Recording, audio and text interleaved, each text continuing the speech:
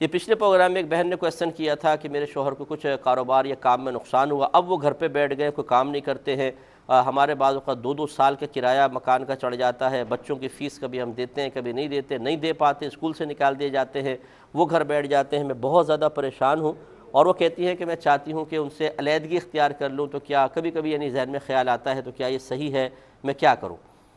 دیکھیں مسئلہ یہ ہے کہ آپ اپنے شوہر کو کسی اچھے ماہر نفسیات کو دکھائیں، یہ چاہے آپ کو تھوڑا بہت پیسہ خرچ کرنا پڑ جائے، وہ ان کو بٹھا کر تھوڑی سی ہمت پیدا کریں۔ آپ کے شوہر اصل میں بہت زیادہ مایوسی کا شکار ہو گئے ہیں، اور ان کے ذہن میں اپنے ناکام ہونے کا تصور اس طرح پختہ ہو چکا ہے کہ جو انہیں ہمت کی طرف یا دوبارہ عمل کی طرف مائل ہونے ہی نہیں دے رہا ہے۔ وہ پہلے سے ہی اپنے ہر کام کے انجام کو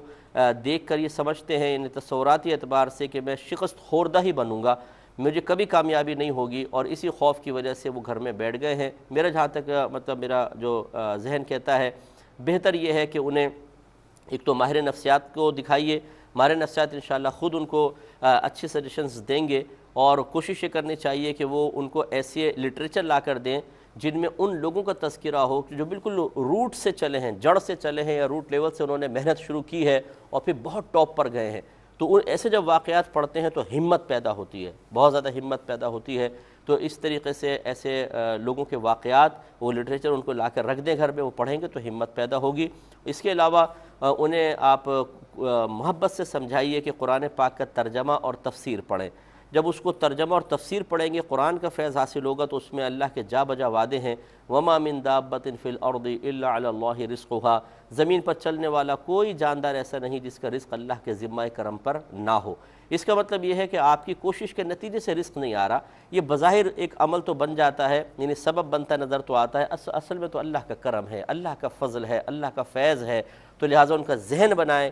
کہ اللہ تعالیٰ کے، آپ جب وہ قرآن پڑھیں گے تو خود بخود انشاءاللہ ذہن بننا شروع ہوگا۔ فیض قرآن ہے اتنا کامل کہ وہ ان کا ذہن بنے گا کہ نہیں، اللہ نے تو خود وعدہ فرمایا، جسے دوسرے مقام پہ فرمایا کہ وَأْمُرْ أَهْلَكَ بِالصَّلَاةِ وَاصْطَبِرْ عَلَيْهَا لَا نَسْأَلُكَ رِزْقًا نَحْنُ نَرْزُقُكَ۔ اللہ تعالیٰ فرماتا ہے اپنے گھر والوں کو نماز کا حکم دو اور خود بھی اس پر ثابت قدم رہو، ہم تم سے رزق کا سوال نہیں کرتے، رزق تو ہم تمہیں عطا فرمائیں گے۔ کتنا زبردست اللہ کا وعدہ ہے۔ یہ چیزیں جب وہ پڑھیں گے تو فیض قرآن کی برکت سے انشاءاللہ ہمت پیدا ہوگی۔ آپ مایوس نہ ہوں۔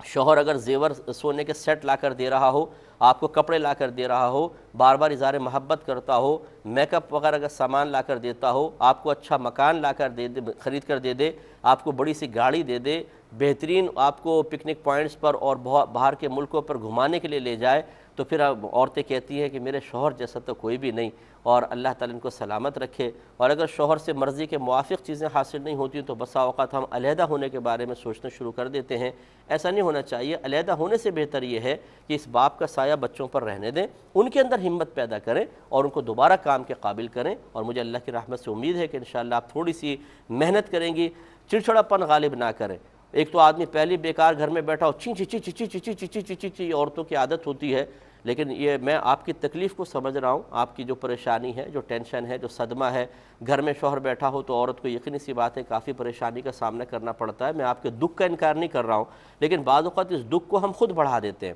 ہماری بہنیں بڑھا دیتی ہیں، وہ اتنا شوہر کے پیچھے لگتی ہیں کہ وہ بھی پھر پھٹ پڑتا ہے، اور گھر میں ایک لڑائی جھگڑے کا ماحول، کھچاؤ کا ماحول ہو جاتا ہے، اور بچے سہمے ہوئے بیچارے، کوئی بیڈ کے پیچھے بیٹھا ہوا ہے، کوئی دوسرے کمرے میں سن رہا ہے اور ڈر رہے۔ ایسا ماحول نہ بنائیں، پیار کا ماحول بنائیں، برکت والا ماحول بنائیں، سب نمازیں پڑھیں، قرآن پاک کی تلاوت کریں، روزانہ رات کو سورۃ الواقعہ پڑھا کریں، گھر میں داخل ہوں تو ایک دفعہ پہلے گھر والوں کو سلام کریں، ایک دفعہ سورہ اخلاص پڑھیں، انشاءاللہ آپ کے حالات بہت جلد